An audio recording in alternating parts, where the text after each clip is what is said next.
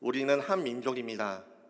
이는 1983년 당시 동독에 있는 니콜라이 교회에 모인 청년들이 기도하면서 드린 기도의 제목이었습니다. 이 청년들은 동독과 서독으로 나뉘어져 고통을 받는 민족의 평화적 통일을 위하여서 교회에 모여 기도하기 시작하였습니다.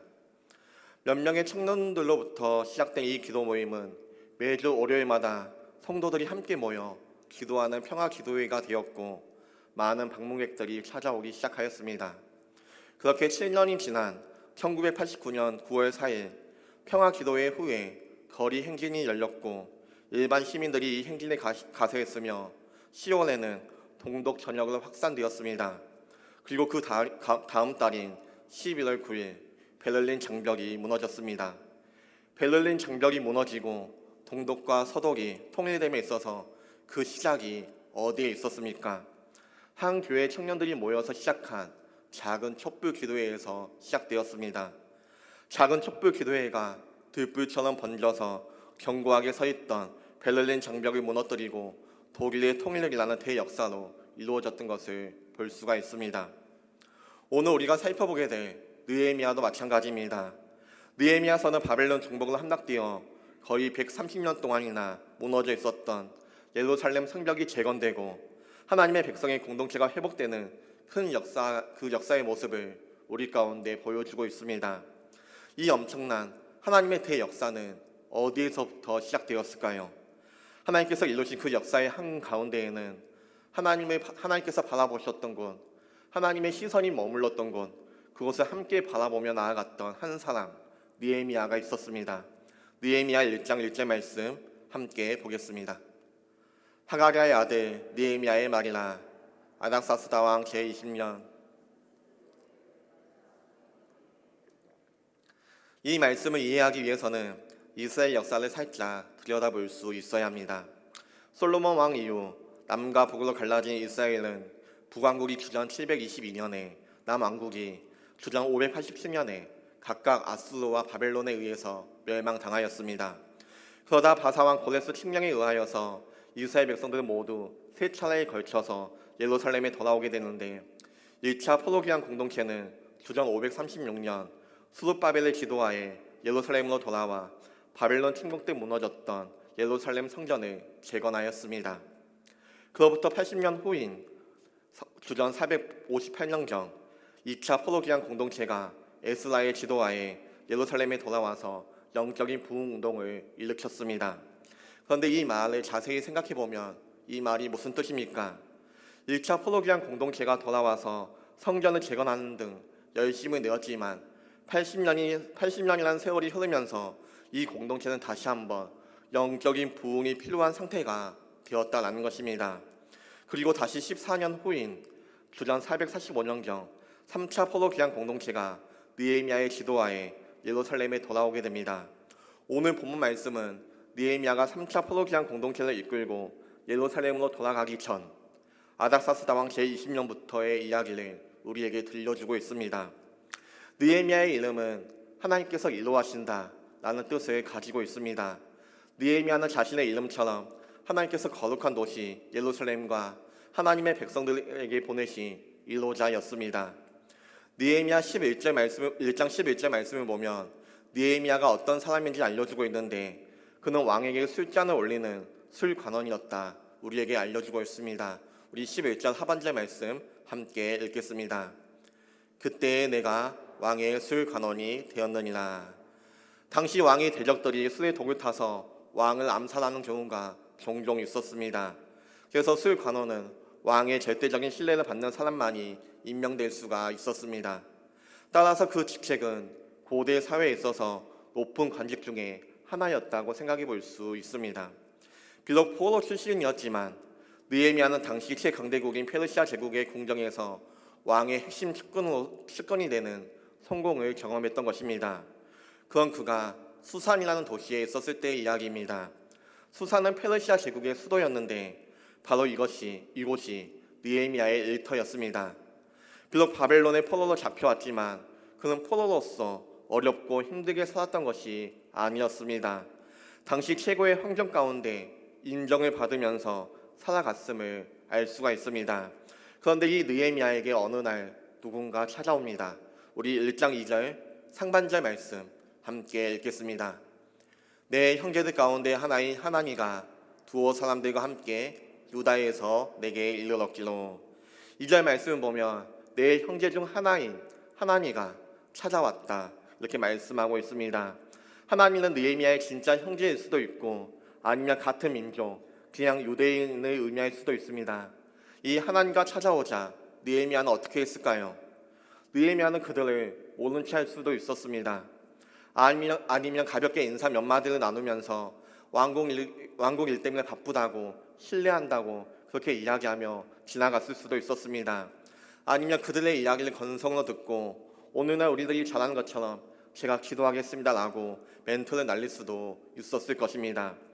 왜냐하면 느헤미야는 권력의 핵심부에서 아쉬운 것이 없는 삶을 살고 있었으며 하루에도 수많은 사람들이 느헤미야를 만나고자 찾아왔을 수도 있었기 때문에 그렇습니다. 그런데 느헤미야는 그렇게 하지 않았습니다. 그는 그들에게 다가가 하나님과 그 사람들에게 다가가 이렇게 이야기합니다. 2절 하반절 말씀입니다. 내가 그 사로잡힘을 면하고 남아있는 유다와 예루살렘 사람들의 형편을 모른즉. 느헤미야는 바벨론에 사로잡혀 오지 않고 그곳에 남아있었던 유다 사람들의 형편이 어떠한지, 예루살렘의 형편은 어떠한지 그들에게 물어보는 것을 볼 수가 있습니다. 그는 예루살렘에 남아있는 유대인들의 상황과 하나님의 성전이 있던 거룩한 예루살렘의 형편을 질문하였습니다. 그런데 여러분 한번 생각해 보십시오. 지금 예루살렘의 상황이 지금 느헤미야와 어떤 상관이 있을까요? 예루살렘은 수산에서 1300km 정도 거리가 떨어져 있습니다. 이 거리는 서울과 일본 도쿄의 거리라고 생각해 보면 될 것입니다. 그만큼 가까운 거리는 아닙니다. 또 느헤미야는 유대인 포로 4세대입니다. 그의 고향은 예루살렘이 아니고 페르시아입니다. 그 페르시아에서 부족한 것, 아쉬운 것이 없이 살고 있는 사람이 바로 느헤미야였습니다. 그리고 보통 그 자리에 있는 사람들이 다 그러하듯 어떻게 이 권력을 유지할 수 있을까? 어떻게 하면 더 큰 권력을 거머쥘 수 있을까? 고민하며 살아갈 수도 있었을 것입니다. 그런데 느헤미야는 그렇게 하지 않았습니다. 그는 하나님의 백성과 예루살렘의 상황이 어떠한지 궁금해하며 그들에게 질문을 하는 것을 볼 수가 있습니다. 요세푸스의 기록에 의하면 느헤미야는 자신의 왕이 섬기는 저녁 식사도 잊어버리고 열심히 그들에게 질문하였다고 이야기하고 있습니다. 왕의 술 관원으로서 왕이 식사를 할 때면 옆에 서서 그 술을 먹어보며 그 술에 독이 있는지 독이 없는지 옆에서 도와줘야 함에도 불구하고 그것조차 잊어버린 채 그 하나님에게 예루살렘의 상황과 그 백성들의 상황이 어떠한지 질문을 했다는 것입니다. 왜 그랬을까요? 왜 느헤미야는 그렇게 하나님에게 질문을 했을까요? 예루살렘에 있는 동족들의 상황, 예루살렘의 상황이 느헤미야에게 있어서 가장 큰 관심사였기 때문에 그렇습니다. 사랑하는 성도 여러분, 하나님의 일에 특별히 관심을 가지는 한 사람으로부터 시작됨을 우리는 기억할 수 있어야 합니다. 느헤미야는 페르시아 왕국에서 어떻게 하면 잘 먹고 잘 살까? 어떻게 하면 더 많은 돈을 모으고 더 높은 지위에 오를까라는 것에 관심을 갖지 않았습니다. 하나님의 거룩한 도성 그리고 그 백성들, 주님의 영광에 대해서 더욱 뜨거운 관심을 가지며 살아갔습니다. 그렇기 때문에 하나님과 찾아왔을 때 그들에게 예루살렘의 상황은 어떠한지, 그들의 형편은 어떠한지 끊임없이 질문하고 물었던 것입니다. 우리의 관심은 무엇입니까? 여러분은 무엇에 대해서 관심을 가지며 살아가고 있으십니까? 나의 관심사가 무엇인지 알고 싶다면 내가 무엇을 궁금해하고 무엇을 질문하는지 살펴보면 됩니다. 저는 옷에 대해서는 별로 관심이 없습니다. 그래서 누가 입는 옷의 브랜드가 무엇인지, 얼마나 주고 구입했는지 등에 대해서 질문하거나 궁금해하진 않습니다. 그건 저의 요즘 관심사는 무엇일까요? 최근 한 달 동안 제 관심사는 결혼 준비였습니다. 그래서 최근에 결혼했던 사람들, 특별히 저희 교회에서 결혼 예식을 행했던 김하영 집사님이나 윤가지 집사님에게 전화를 드려서 교회에서 결혼식을 할 때 결혼 준비를 어떤 걸 준비하면 되는지, 결혼을 준비하면서 어떤 걸 고려해야 하는지 그것을 질문하기도 하였습니다. 여러분의 관심사는 무엇입니까? 하나님의 나라와 그분의 뜻과 하나님의 이름에 관심을 가지며 살아가고 있으십니까? 하나님이 하시는 일에 관심이 있으십니까? 하나님이 관심을 두는 일에 여러분도 함께 관심을 두고 있으십니까? 우리는 나에게 관심과 시선을 두며 살아가는 것이 아니라 하나님께 관심과 시선을 두며 살아갈 수가 있어야 합니다. 자녀의 시험 점수보다 자녀의 신앙과 성품에 더욱더 큰 관심을 기울여야 합니다. 내 출세나 나의 성공보다 하나님의 명성에 하나님의 이름이 높아지는 것에 더 큰 관심을 둘 수 있어야 합니다. 내 작은 삶과 사적인 생활에 매몰되기보다는 더 큰 하나님의 역사에 관심을 가지며 살아갈 수가 있어야 합니다. 여러분은 어디에 무엇에 관심을 두며 살아가고 있으십니까? 어떤 분은 내 관심사가 어디에 있는지 잘 알지 못하겠습니다라고 이야기하시는 분도 있을 것입니다. 그런데 요즘 내 관심사가 무엇인지 잘 알려주는 한 가지가 있습니다. 핸드폰을 들어서 유튜브에 한번 접속해 보십시오. 유튜브에는 추천 영상 시스템이 있어서 내가 유튜브를 보면서 관심을 가졌던 영상, 좋아요를 눌렀던 영상, 자주 보는 영상들을 유튜브 알고리즘이 파악하여 그 관련된 영상들을 계속해서 보여줍니다. 내가 주식이나 코인에 관심을 가지고 살아갔다면 유튜브는 그러한 영상들을 계속해서 보여주면서 그러한 내용에 더욱더 관심을 가지게 만듭니다. 내가 부동산이나 연예계 뉴스에 관심을 가지고 살아갔다면 유튜브는 그러한 영상들을 계속해서 보여줄 것입니다. 유튜브를 열었을 때 유튜브가 여러분에게 알려주고 있는 여러분의 관심사는 무엇입니까? 자신의 관심사를 우리는 한번 점검해 볼 수 있어야 합니다. 내가 어떠한 것에 신경을 쓰고 있는지, 무엇에 관심을 가지며 살아가고 있는지, 그리고 그것이 과연 하나님이 기뻐하시는 영역인지 우리는 점검할 수 있어야 합니다. 바울은 골로새 교회에게 이렇게 이야기합니다. 골로새서 3장 1절과 2절 말씀입니다. 함께 읽겠습니다. 그러므로 여러분이 그리스도와 함께 살려주심을 받았으며 위에 있는 것을 추구하십시오. 거기에는 그리스도께서 하나님의 오른쪽에 앉아 계십니다. 여러분은 땅에 있는 것들을 생각하지 말고 바울은 우리에게 더 높은 것들, 그저 현세적이고 잠깐의 즐거움은 주지만 금방 사라지는 세속적인 것들이 아닌 영원한 것들, 하나님의 것들에 관심을 가지며 살아가라 우리에게 이야기하고 있습니다. 여러분은 어떠합니까? 나의 관심사를 점검하고 수시로 모니터하고 재조정해야 하지 않겠습니까? 하나님의 관심사, 하나님의 마음을 알려달라고 기도해야 하지 않겠습니까? 그럴 수 있는 우리 모두가 되시길 소망합니다. 그리고 무엇보다도 하나님과 더욱 친밀해지는데 우리의 시간을 쏟을 수 있어야 합니다. 그러면 우리의 관심사도 하나님의 것으로 바뀌게 되는 것입니다. 느헤미야는 하나님에게 예루살렘과 동족들의 상황에 대해서 묻습니다. 느헤미야의 질문에 대해서 그들이 어떻게 대답합니까? 느헤미야 1장 3절 말씀입니다. 그들이 내게 이르되 사로잡힘을 면하고 남아있는 자들이 그 지방 거기에서 큰 환난을 당하고 능욕을 받으며 예루살렘 성은 허물어지고 성문들은 불탔다 하는지라. 그들이 무엇이라고 이야기합니까? 하나님의 백성이 이스라엘 사람들은 이방인들에게 능욕을 당하고 엄청난 환난 가운데 있다고 이야기합니다. 거룩한 예루살렘의 성벽은 무너졌고 성문들은 다 불에 탔다고 이야기하고 있습니다. 이것은 130년 전 느부갓네살 왕이 침공했을 때의 이야기가 아닙니다. 130년이 지나고 1차 수르바벨을 비롯한 1차 포로 귀환이 이루어졌고 에스라를 비롯한 2차 포로 귀환이 있은 후에도 있는 예루살렘의 상황의 모습들입니다. 느헤미야는 총독 수르바벨과 제사장 에스라를 포함한 일부 유대인들이 이미 귀환했기 때문에 상황이 좀 더 나아지지 않았을까 기대했을지도 모릅니다. 그러나 실상은 그곳에 있는 원수들의 방해와 내부적 분열로 인하여서 상황은 조금 더 나아지지 않습니다. 그들의 꼴은 말이 아니었습니다. 명색의 하나님의 백성들은 이래서는 안 되었던 것입니다. 이 소식을 들은 느헤미야의 반응이 어떠하였습니까?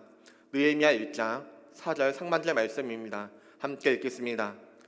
내가 이 말을 듣고 앉아서 울고 수일 동안 슬퍼하며. 느헤미야가 보인 반응은 말할 수 없는 슬픔과 눈물이었습니다. 그는 찢어지는 마음을 가지고 그 자리에 주저앉고 오열하였습니다. 느헤미야가 이렇게 했던 것은 단지 동족인 유대인이 현실적으로 비참한 상태에 처했기 때문이 아니었습니다. 오히려 그것은 하나님의 백성이 자기 민족의 분명한 기준과 영적인 상태가 무너졌기 때문에 그렇습니다. 느헤미야가 생각하고 있는 이스라엘 백성들의 정체성이 무엇입니까? 느헤미야 1장 10절 말씀입니다. 함께 읽겠습니다. 이들은 주께서 일찍이 큰 권능과 강한 손으로 구속하신 주의 종들이요 주의 백성이니이다. 느헤미야가 생각하는 이스라엘 백성들의 모습은 주께서 일찍이 큰 권능과 강한 손으로 구속하신 주의 종들이며 주의 백성들이라는 것입니다. 그건 그들이 하나님의 종들과 하나님의 백성들이 이런 상태에 머물러 있어서는 안 되었다는 것입니다. 느헤미야는 결코 이런 현실을 받아들일 수가 없었습니다.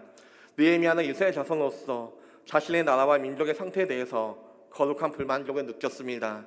그래서 예루살렘 상황을 들었을 때 앉아서 울고 수일 동안 슬퍼했던 것입니다. 우리 또한 마찬가지입니다. 느헤미야처럼 아파하고 슬퍼하고 때로는 눈물을 흘리며 울 수 있어야 합니다. 교회 공동체의 부족한 모습을 바라볼 때, 우리 다음 세대가 처한 영적인 현실을 바라볼 때, 그보다 더 안타까운 나와 내 자녀의 믿음을 바라볼 때 애통해하고 끊임없이 불만족해하며 하나님 앞에 나아갈 수가 있어야 합니다. 거기서부터 하나님의 역사가 시작되는 것입니다. 지금 현재에 만족하지 마십시오. 하나님의 기준에 못 미치는 것들에 대해서 마음 아파하며 울며 슬퍼할 수 있어야 합니다. 거룩한 불만족을 가지며 그 거룩한 불만족으로 주님 앞에 나아가 어떻게 하면 좋을지 물으며 나아갈 수가 있어야 하는 것입니다. 사도 바울도 마찬가지였습니다. 그는 자신의 상황에 만족하지 않았습니다. 빌립보서 3장 12절과 14절 말씀입니다. 함께 읽겠습니다. 내가 이미 얻었다 함도 아니요 온전히 이루었다 함도 아니라 오직 내가 그리스도 예수께서 잡힌 바 된 그것을 잡으려 달려가노라. 형제들아, 나는 아직 내가 잡은 줄로 여기지 아니하고 오직 한 일, 즉 뒤에 있는 것을 잊어버리고 앞에 있는 것을 잡으려고 표대를 향하여서 그리스도 예수 안에서 하나님이 위에서 부르신 부름의 상을 위하여 달려가노라. 사도 바울은 자신이 이미 얻었거나 붙든 것이 아니라 아직도 갈 곳이 먼 사람이라고 고백합니다. 이때 바울은 그리스도인이 된 지 거의 30년이 된 신앙의 노장이었습니다. 그는 다메섹으로 가는 길에 눈부신 광채 가운데 부활하신 예수님을 만나기도 하였고, 고린도 후서에서 밝힌 바와 같이 셋째 하늘로 끌려 올라가 말로 표현할 수 없을 정도로 놀라운 체험을 하기도 하였습니다. 그뿐입니까? 3차에 걸쳐 선교여행을 떠나 소아시아와 유럽의 수많은 교회를 개축하는 갈목할 만한 성과를 거두기도 하였습니다. 우리가 보기에 영적으로 그리고 사역적으로도 부족함 없이 그의 스펙은 화려합니다. 그럼에도 불구하고 그는 자신에 대해서 거룩한 불만족을 가지며 끊임없이 앞으로 나아갔습니다. 느헤미야는 하나님의 일에 대해서 깊은 특별한 관심을 가지고 있었습니다. 그리고 하나님의 백성인 이스라엘 백성이 마땅히 되어야 할 모습에 이르지 못한 것에 대해서 깊은 슬픔과 거룩한 불만족을 가지고 있었습니다. 우리에게도 이런 특별한 관심과 거룩한 불만족이 있을 수 있어야 합니다. 그런데 여러분, 만약 느헤미야가 여기서 멈췄다면 어떻게 될까요? 아무런 일도 일어나지는 않았을 것입니다. 하나님의 일에 대해서 특별한 관심도 품었습니다. 지금 상황에 만족하지 못하는 마음도 있지만, 그런데 느헤미야가 아무것도 하지 않았다면 그 어떤 일도 일어나지 않았을 것입니다. 그런데 느헤미야는 한 걸음 더 나아가서 참으로 중요한 일을 시작합니다. 그것이 무엇입니까? 하나님을 향한 간절한 기도입니다. 특별한 관심, 거룩한 불만족은 간절한 기도로 이어지는 것을 볼 수가 있습니다. 느헤미야 1장 4절 말씀입니다. 함께 읽겠습니다. 하늘의 하나님 앞에 금식하며 기도하여. 예루살렘 성벽을 재건하는 위대한 하나님의 역사가 느헤미야 한 사람의 기도로 시작되었음을 우리는 발견할 수 있어야 합니다. 그 엄청난 역사의 시작점은 하나님의 일에 특별한 관심을 가진 한 사람의 기도로 시작되었습니다. 느헤미야는 며칠 동안 금식하며 기도했고, 그 이전에도 밤낮으로 기도하였습니다.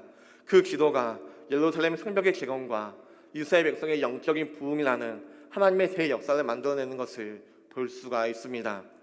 교회 사적으로 살펴본다 할지라도, 교회의 역사를 살펴본다 할지라도 역사상 모든 위대한 부흥운동은 성도들의 기도로부터 시작되었습니다. 미국의 대각성운동도, 영국의 웨슬리 부흥운동 때도, 스펄전과 무디의 사역 때도, 평양의 대부흥운동 때도 사람들은 모여서 기도했고 하나님은 놀라운 일을 행하시는 것을 볼 수가 있습니다. 앞서 제가 언급했던 독일의 통일 역시도 교회 청년들의 기도 모임에서 시작된 것을 볼 수가 있습니다. 종교개혁자 존 녹스가 이야기했던 것처럼 기도하는 한 사람이 기도하지 않는 한 민족보다 강하다는 말은 결코 헛된 구호가 아님을 우리는 생각할 수 있어야 합니다. 우리의 개인과 교회 그리고 국가의 하나님의 위대한 역사를 기대한다면 우리는 무엇보다도 하나님의 일에 관심을 가질 수 있어야 됩니다.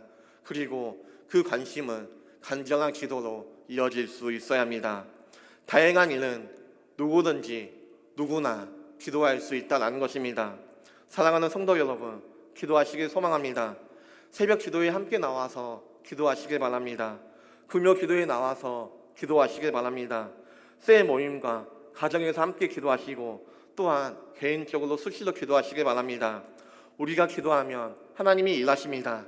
위대한 하나님의 역사가 힘차게 시작되며 영적 회복과 부흥이 일어나며 하나님의 영광을 경험하게 될 것입니다. 느헤미야는 포로로 잡혀온 민족 시신이라는 악조건을 극복하고 성공의 사다리로 올라가 화려한 궁정에서 당시 최고의 권력자의 최측근이 된 그야말로 성공한 사람이었습니다. 어쩌면 자신의 개인적인 꿈은 다 이루는 부족한 것이 없는 사람이었습니다. 그러나 그에게는 자신의 꿈 너머 또 다른 꿈이 있었습니다. 그것은 자신의 조국 이스라엘이 하나님의 백성으로 회복되고 예루살렘 성이 거룩한 도성으로서 다시 세워지는 것이었습니다. 자신의 그 바람처럼 그는 예루살렘 성벽의 재건과 하나님의 백성의 영적 회복이라는 위대한 역사를 이루게 되는 것을 볼 수가 있습니다. 그로 인하여서 느헤미야는 이스라엘의 역사, 하나님의 역사에 이름을 남기게 되는 것을 볼 수가 있습니다. 그런데 이 모든 것이 구체적으로 예루살렘 성벽 재건이라는 하나님의 역사가 어디에서부터 시작되었습니까? 예루살렘을 향한 느헤미야의 특별한 관심에서 시작되었습니다. 하나님의 일에 대한 느헤미야의 특별한 관심에서 시작되었다는 것을 우리는 기억해야 합니다. 하나님의 일에 대해서 특별한 관심을 가지고 현재에 대해서 거룩한 불만족을 가지며 그리고 하나님을 향한 간절한 기도로부터 예루살렘 성벽 재건이라는 하나님의 위대한 역사가 시작되었음을 우리는 본문 말씀을 통하여서 발견할 수 있어야 합니다. 엄청난 큰 역사도 하나님 나라에서 쓰임받는 큰 인물이 되는 일도 누구나 할 수 있는 작은 일에서 시작됩니다. 하나님의 일에 관심을 가지며 살아갈 수 있는 우리 모두가 되시길 소망합니다. 하나님의 일에 하나님의 기준에 미치지 못한 나 자신과 무너진 신앙 공동체에 대해서 거룩한 불만족을 가지시길 바랍니다. 그리고 무엇보다도 하나님께 무릎 꿇고 간절히 기도할 수 있는 우리 모두가 되시길 소망합니다. 나의 것들, 땅의 것들, 세상의 것들에 관심을 가지며 살아가는 것이 아니라 하나님의 일에 하나님을 향하여서 특별한 관심을 가지며 또한 간절히 기도하며 나아갈 수 있는 우리 모두가 되시길 소망합니다. 이러한 것들은 결코 대단한 것이 아닙니다. 누구나 할 수 있는 작은 일들입니다. 그러나 그 작은 일을 하나님이 바라보면서 진심으로 행할 때 우리 가운데 하나님께서는 우리 한 사람 한 사람을 통하여서 하나님의 일을 시작하시는 것입니다. 우리를 통하여서 일하시는 그 하나님을 기대하며 오늘도 하나님의 일에 관심을 가지며 간절하게 기도하며 나아갈 수 있는 우리 모두가 되시길 소망합니다. 우리 함께 시선 찬양 하나님 앞에 올려드리겠습니다.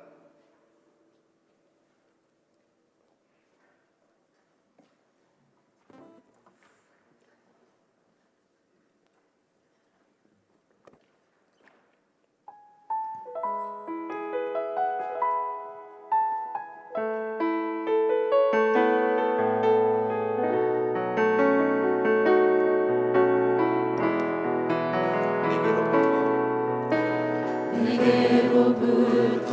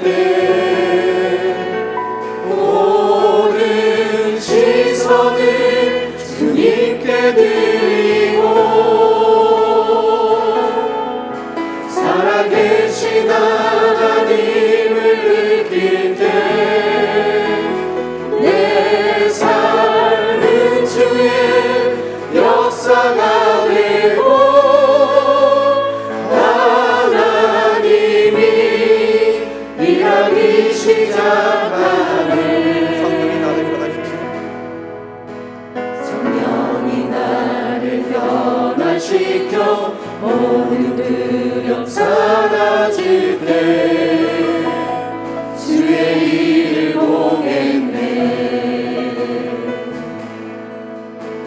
황폐한 땅 한가운데서 주님만 알게 되리.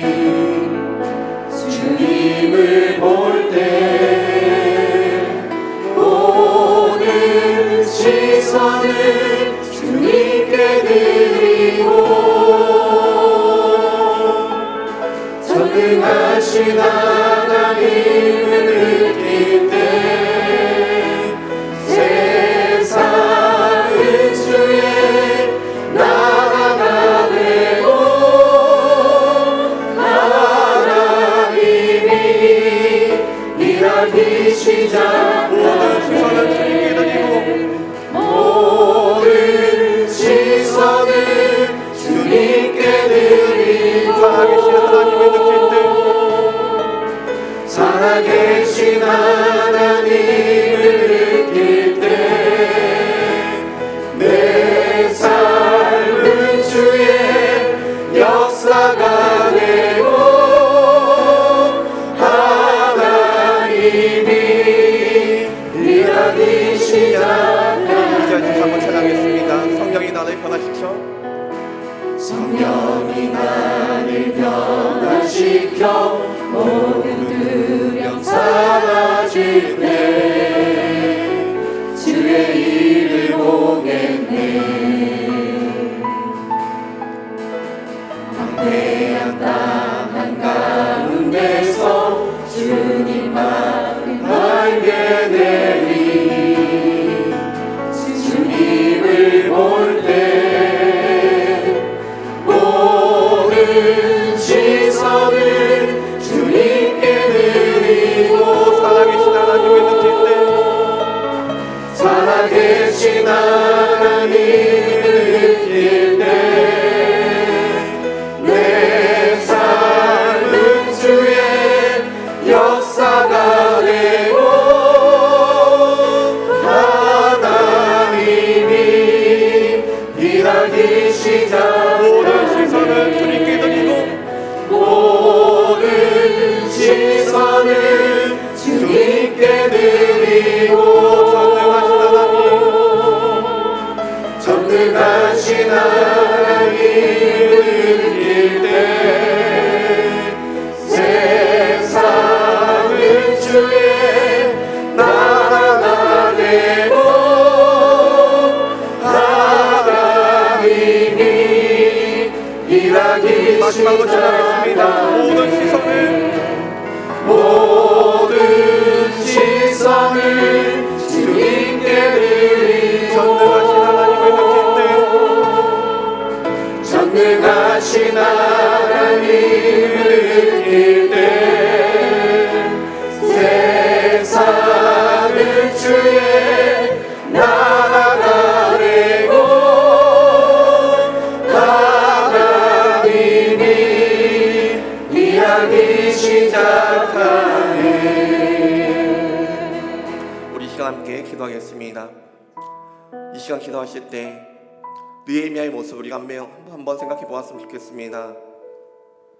황폐한 땅 한가운데에서 하나님의 도성 예루살렘이 무너졌고 성문은 붙었으며 하나님의 백성들은 환난과 고통 가운데 있다는 것을 느헤미야가 들었을 때 느헤미야는 슬피 울며 하나님 앞에 금식하며 기도하는 것을 우리가 보았습니다. 우리의 모습은 어떠합니까? 하나님의 기준에 미치지 못한 나의 모습들, 하나님의 뜻 가운데 살아가지 못하는 나의 모습들, 늘 죄악 가운데 넘어지고 낭망하며 그렇게 늘 똑같은 삶을 살아가고 있는 그런 나의 모습을 보면서 어떤 마음을 가지며 살아가고 있습니까? 하나님은 알지 못하는 우리 가족들의 모습을 바라볼 때 하나님과 전혀 상관없는 삶을 살아가고 있는 내 주위에 있는 사람들의 모습을 바라보며 나아갈 때 어떤 마음을 가지며 살아가고 있습니까? 느헤미야는 하나님을 향하여서 특별한 관심을 가지며 살아갔습니다. 내 삶에 시선을 두며 살아갔던 것이 아니라 하나님의 뜻에, 하나님의 마음에 늘 관심을 가지며 살아갔습니다. 그렇기에 하나님과 찾아왔을 때 예루살렘의 상황은 어떠한지 물어봤고 그들의 백성들의 상황이 어떠한지 질문하였습니다. 그리고 그 상황을 들었을 때 슬피 울며 간절하게 하나님 앞에 기도했던 것을 볼 수가 있습니다. 우리 이 시간 이렇게 기도하길 소망합니다. 하나님, 내가 나의 성공과 나의 어떠함에 관심을 가지며 살아가는 것이 아니라 하나님의 마음을 알며 하나님의 뜻을 알며 하나님의 생각을 알며 그 하나님의 일에 내가 관심을 가지며 살아가게 하여 주옵소서.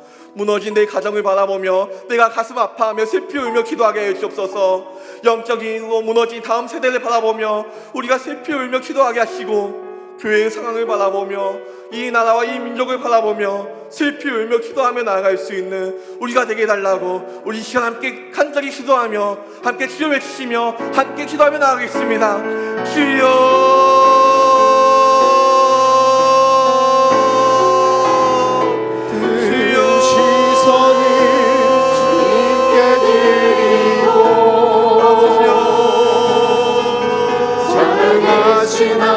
하나님을 느낄 때 세상은 주의 역사가 되고 하나님이 일하기 시작하니 모든 시선이 주님께 드리고 전능하신 하나님을 느낄 때 세상은 주의 나라가 되고 하나님이 일하기 시작하니 모든 시선을 주님께 드리고 살아계신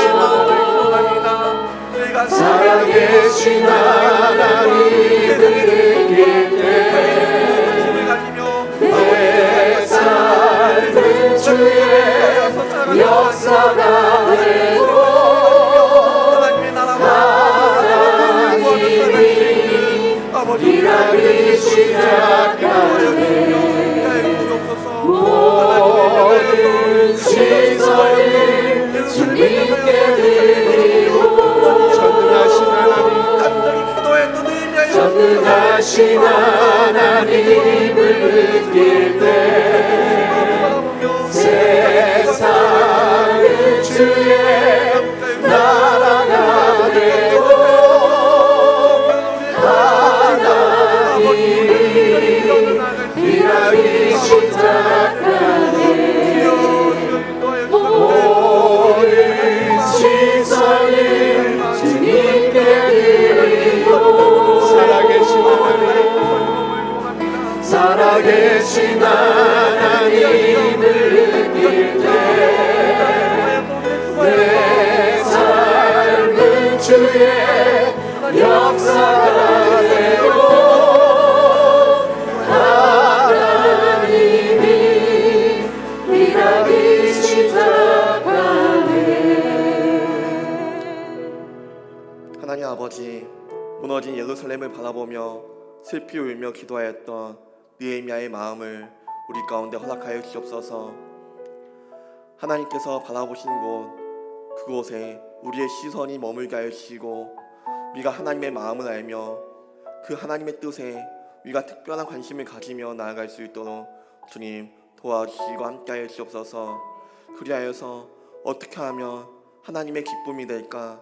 어떻게 하면 하나님의 그 일을 우리가 조금이나마 이렇게 행할 수 있을까? 늘 고민하며 우리의 삶 가운데 실천하며 나아갈 수 있는 우리가 될 수 있도록 주님 인도하여 주시고 함께하여 주옵소서. 그러나 우리의 힘으로는 나의 힘으로는 할 수 없음을 하나님 고백합니다. 그렇기에 늘 우리가 무릎 꿇고 하나님 앞에 간절하게 기도하게 하여 주옵소서. 하나님, 무너진 우리의 가정들이 회복되게 하여 주옵소서. 무너진 교회들이 회복되게 하여 주시고 무너진 이 나라와 이 민족이 회복될 수 있도록 하나님 도와주시고 함께하여 주옵소서. 이 일을 위하여서 하나님 우리가 간절히 하나님 앞에 기도하게 하여 주시고 하나님의 뜻에 늘 순종하며 살아갈 수 있는 우리가 될 수 있도록 주여 함께하여 주옵소서. 이제는 우리 주 예수 그리스도의 은혜와 하나님의 크신 사랑과 성령님의 감화 감동 역사하심이 이 자리에 모인 사랑하는 성도님들과 참당 제자식교의 머리 위에 영원토록 함께 있을지어다. 아멘.